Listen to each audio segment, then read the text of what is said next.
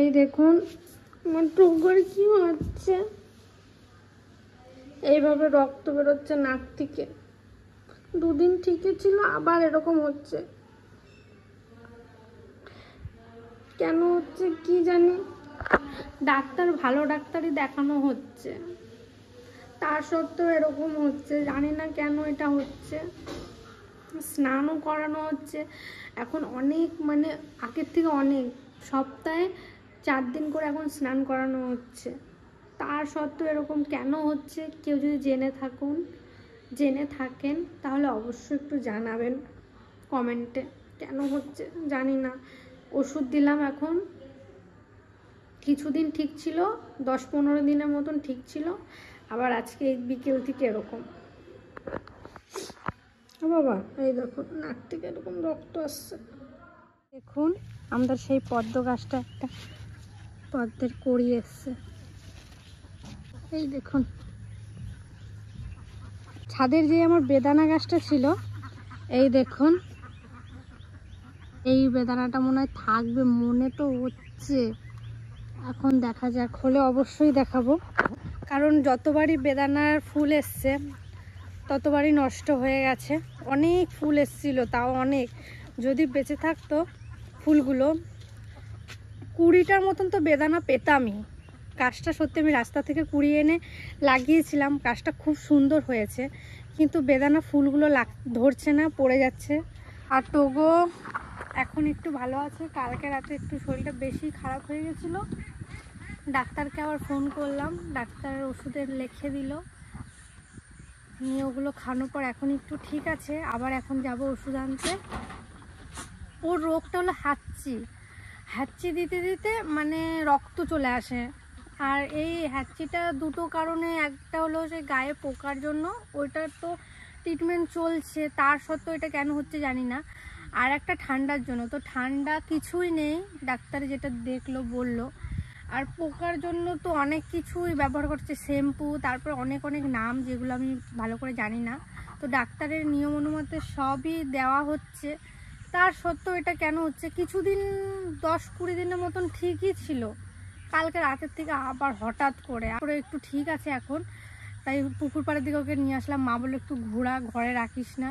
আবার ডাক্তার দুপুরবেলা আসবে, দেখি কি বলে, তারপরে আপনাদেরকে জানাবো।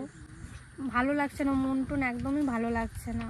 কালকে সারা রাত ঘুমাতেই পারিনি, ওকে দেখছিলাম যে ও কী করছে কি না করছে, রক্ত কতটা আবার বেরোচ্ছে। কালকে সারা রাত ঘুমাতে পারিনি, সেই ভোরবেলার দিকে একটু ঘুমিয়েছি, তাও আবার পিসমশাই এসেছিলো, পিসমশাই বাড়ি চলে গেল, তখন উঠে গেছি। এখন চা খেয়ে টোকোকে নিয়ে, টোকোকেও খাওয়ালাম, সকালের ওষুধ ছিল সেটা খাইয়ে বাইরে এসেছি একটু দেখতে, আপনাদের সাথে একটু কথা বলতে, আপনাদেরকে একটু জানাতে। পরীক্ষা সামনে, আমি তেমন এখন ভিডিও করতে পারছি না। আপনারা অনেকে বলেছেন যে এত ছোট ছোট কেন ভিডিও দিচ্ছ, আমার সামনেই পরীক্ষা, তাই জন্য আমি এত সময় পাচ্ছি না, তাই ছোট ছোট ভিডিও আপলোড করছি। 13 তারিখেও শেষ হয়ে যাবে, তারপরে আপনাদের সাথে আবার আগের মতন ভিডিও শেয়ার করব। কালকের থেকে টানা বৃষ্টি, একটা ড্রাগন ফুলও আর নেই। দেখুন সব গাছের ফুলগুলো নষ্ট হয়ে গেল, এত কষ্ট হচ্ছে। এই গাছটা আপনারা দেখলেই বুঝতে পারবেন, সব এখন এগুলো মনে হচ্ছে না যে আর ড্রাগন হবে। হলে তো খুবই ভালো কথা, আর না হলে দেখুন কতগুলো ড্রাগন ফুল নষ্ট হয়েছে। ছে পাট শাক, পাট শাকের ঝোল খাবো। আমার বৌদি আমারে পাট শাকের ঝোল রান্না করে দেবে। আমি বলছি এত সুন্দর পাট শাক হয়েছে, সেই নদীর ডিস্ট্রিক্টের মতন পাট শাক গুলো। অবশ্য বৃষ্টি পড়ছে তো, এই তো আমি চান করবো, নিয়ে একবারে গিয়ে চান করে আসবো। মাও চান করবে, আমিও চান করবো। পাট শাকগুলো ভালো হয়েছে না? হ্যাঁ সুন্দর আছে, দেখ কটা লালতে শাকও নিলাম, কটা পাট শাকও নিলাম। পিসি কি করো তুমি? গোলা রুটি বানাবো। গোলা রুটি কার জন্য? ঠাকুমা। ঠাকুমার জন্য? ঠাকুমা খাবে, ঠাকুমা খালি এই রুটিই খাবে, জানিস ভালো রুটি খেতে চায় না। দেখ পছন্দ করে বানাবো, দেখি তো জেঠি করে বল। আজকে সকালে আমাদের গোলা রুটি, পাস্তা তো হয়ে গেছে। পাস্তা হয়ে গেছে? পাস্তা সবার খাওয়া হয়ে গেছে টিফিন। ঠাকুমা তো এগুলো খায় না, না অল্প একটু খেলে, ওই জন্য আমার বলছে মা দুটো গোলা রুটি করে দে, তাই করে দিচ্ছি। এখানে কি কি দিয়েছো গোলা রুটির ভিতরে? কাঁচা লঙ্কা দিনে আজকে কতগুলো সিদ্ধ লঙ্কা ছিল সেগুলো দিলাম। সিদ্ধ লঙ্কা দিয়ে লবণ লবণ আর সিদ্ধ লঙ্কা ছোট হয়ে গেছে, এবার তুলবো, আমার মা খাবে। ঠিক আছে, দেখো রুটিটা হয়েছে। তারপরে পাপড়ের মতন হয়েছে, পাপড় না, খেয়ে দেখি, খেয়ে দেখি কিরকম হয়েছে, লবণে ঝাল কিরকম হয়েছে খেয়ে দেখবি।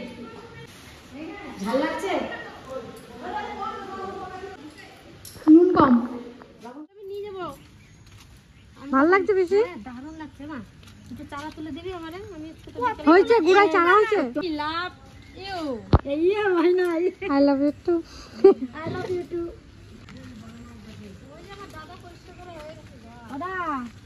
পিসিরা এখন এই পাশটা ঘুরতে এসছে। কত সুন্দর আম হয়েছে, আমি দেখেছি পুজো দিতে এসেছিলাম তখন। হ্যাঁ তো, না পিসি, হ্যাঁ ডিমের খোলা ধরে নিতে আমরা একটু মশাইয়ের বাস থেকে বাঁচবো। লেবু নেবো না তো, কোথায় আছে? আমি দুটো লেবু নিয়ে যাবো। অবশ্যই গন্ধরাজ লেবু নিয়ে যাও। হ্যাঁ, গন্ধরাজ লেবুটাই নেবো আমি, গন্ধরাজ লেবুটাই আমি ভালো খাইছো না। হেবি সুন্দর, একটা লেবুই আমার 5-6 দিন খাওয়া হয়ে যাবে। তুমি তো সাজিয়ে গেছো, কোথায় গেছিলা? আমার মা আজকে কোলে করে ওনার মেয়ের বাড়ি নিয়ে যাবো, মেয়ের বাড়ি, তাই লেবু তোমরা দেখুন আজকে সেজে গুজে একবারে ফিটফাট।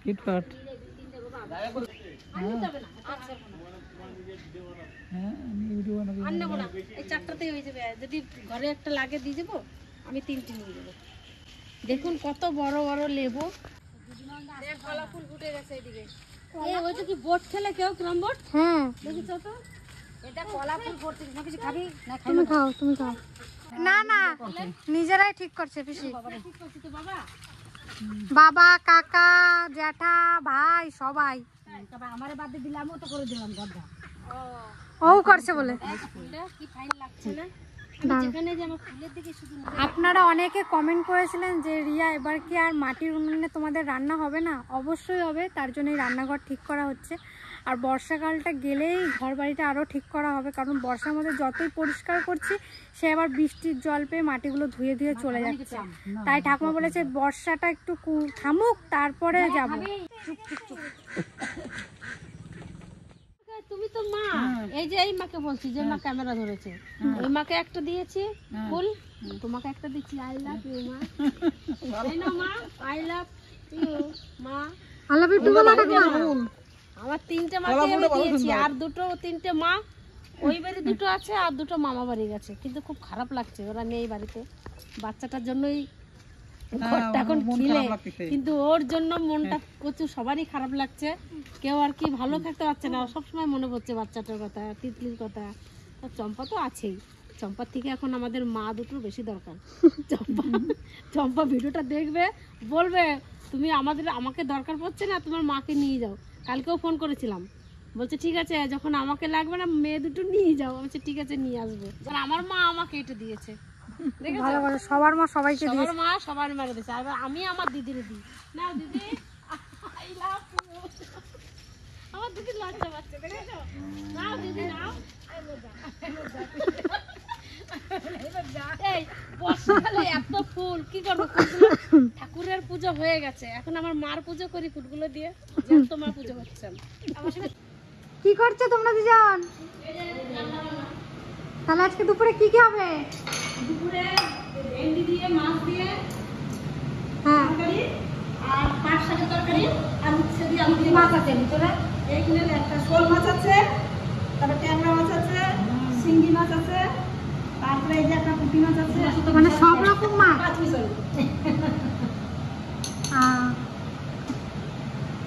আর সকালে যে পাট শাকগুলো তোলা হয়েছে ওই পাট শাক দিয়ে মাছ দেওয়া হবে।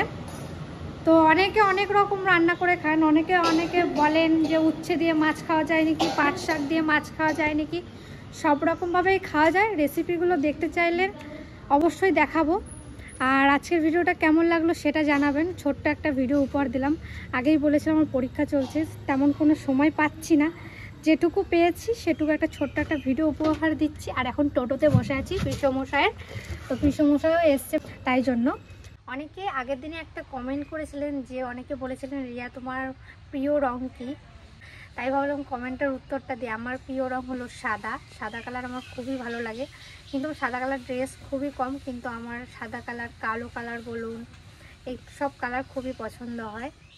করছি, দেখা হচ্ছে অন্য কোনো একটা ভিডিও। ভালো থাকবেন, সুস্থ থাকবেন, টাটা।